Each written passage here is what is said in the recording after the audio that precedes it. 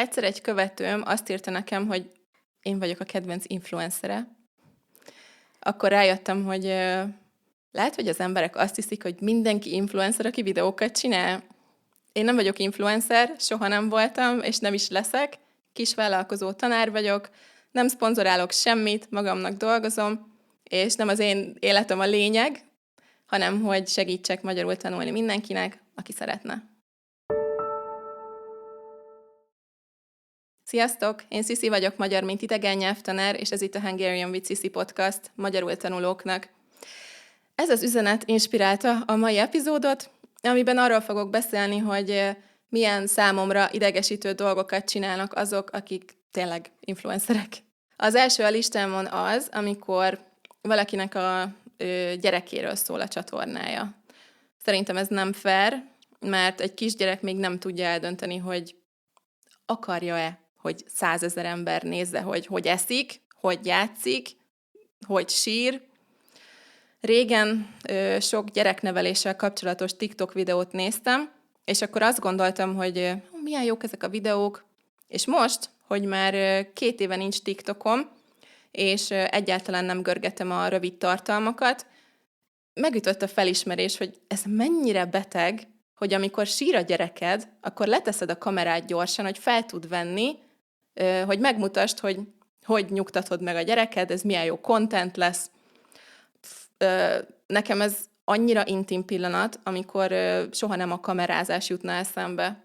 Persze tök jó, ha anyukáknak van minél több támogató közösség, vagy olyan csatorna, ahol azt érzik, hogy megértik őket, de szerintem ezt lehet anélkül is, hogy felveszed, ahogy sír a gyereked. Csak nyilván az több like, mint az, hogy te leülsz a kamera elé mesélni. Rengeteg posztot olvastam erről egy időben, olyan gyerekekről, akik ilyen influencerek gyerekeként nőttek fel, és nagyon rosszat tett a mentális egészségüknek, hogy az utcán is megismerték őket idegenek, meg az iskolában ismert őket mindenki. Tényleg csak nem fair. A második dolog a listámon az, hogy nem következetesek. Nem gondolom, hogy mindenki direkt hazudik, de szerintem van, hogy nem veszik észre, hogy mennyire nem következetesek. Mit jelent ez?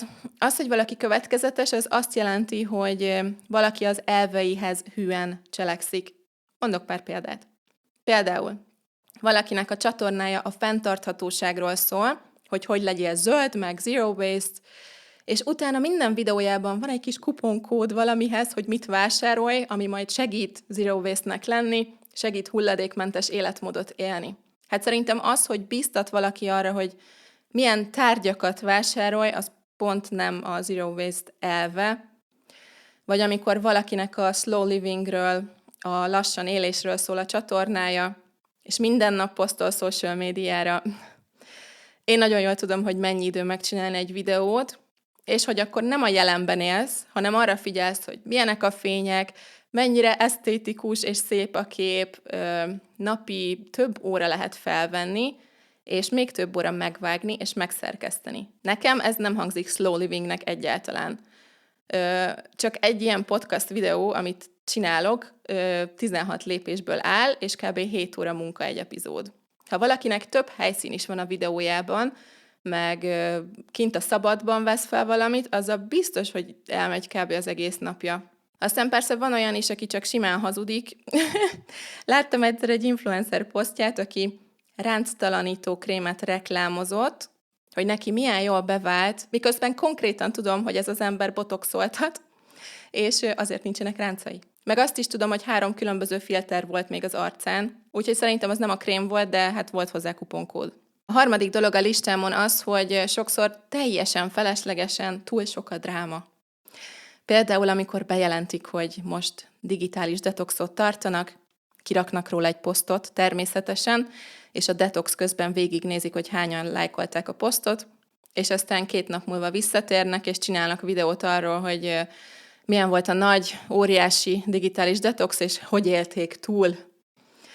Tudom, hogy mindenki azt hiszi, hogy minden követő észrevette, hogy 1-2 napig nem voltál social médián, de mindenki 1 millió másik embert is követ, nem valószínű, hogy az emberek 90%-ának fel fog tűnni, hogy egy ember nem posztolt egy pár napig.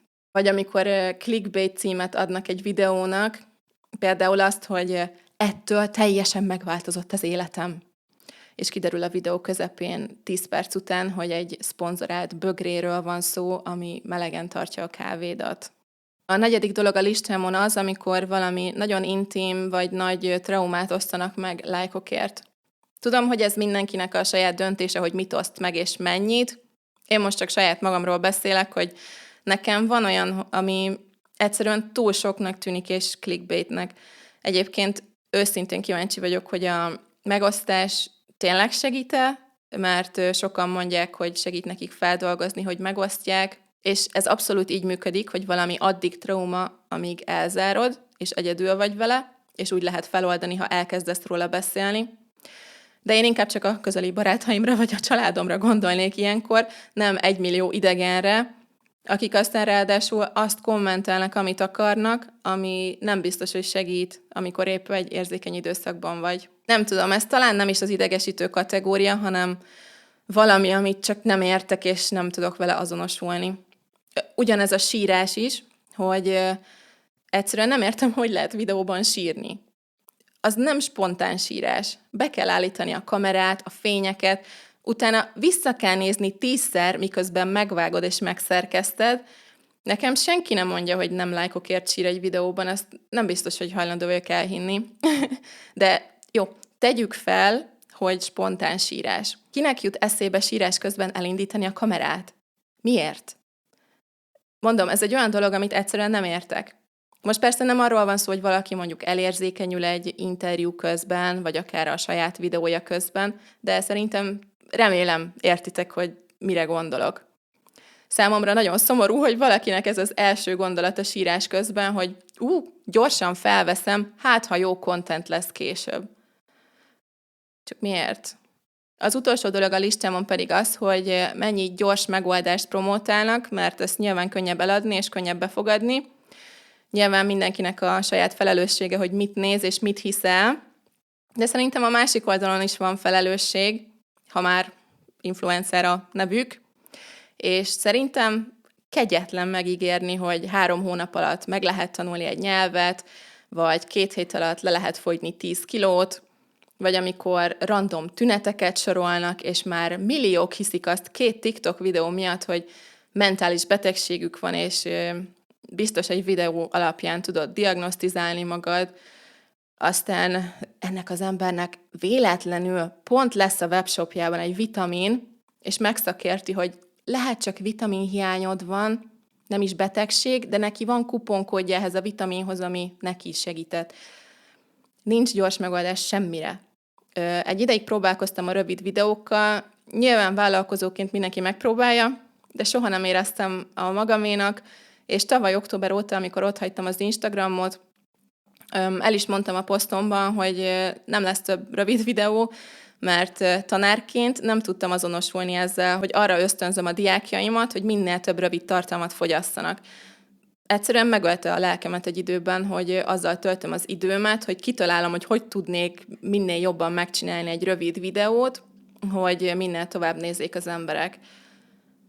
Annyira feleslegesnek tartom, és 1 percben igazából semmi értelmeset nem lehet mondani, akkor mindig csak az a lényeg, hogy könnyen befogadható legyen a közönségnek, semmi más. De ez meg teljesen a nyelvtanulás ellen megy, mert nem minden lesz könnyen befogadható, és ha ehhez szoktatod az agyad egyfolytában, hogy minden videó olyan egyszerű, mint egy Pinterestes idézet, és mindegyik 10 másodpercig tart, akkor konkrétan leépíted az agyad, és egyre nehezebb lesz a nyelvtanulás. Úgyhogy az egész rövid videó görgetős kultúra nagyon bosszantó, és szomorú számomra tanárként is, és remélem, hogy egyre több ember fogja abba hagyni a céltalan görgetést. Én annyit szerettem volna mondani ebben az epizódban. Ha hasznosnak találtad, akkor megköszönöm, ha lájkolod a videót, vagy 5 csillagot adsz Spotify-on. A kommentelés és a feliratkozás is segít, hogy minél több magyarul tanuló hozzájusson a csatornám, úgyhogy előre is köszönöm szépen. És természetesen külön köszönet Rafaelnek, a podcast legnagyobb támogatójának. Nem sokára találkozunk a következő részben. Sziasztok! The Hungarian with Sisi podcast is here to help you learn real Hungarian the way people actually speak. Join us on Patreon for everything you need to become a confident, independent learner. When you're ready for the transformation, I'll see you at patreon.com/Hungarian with Cici.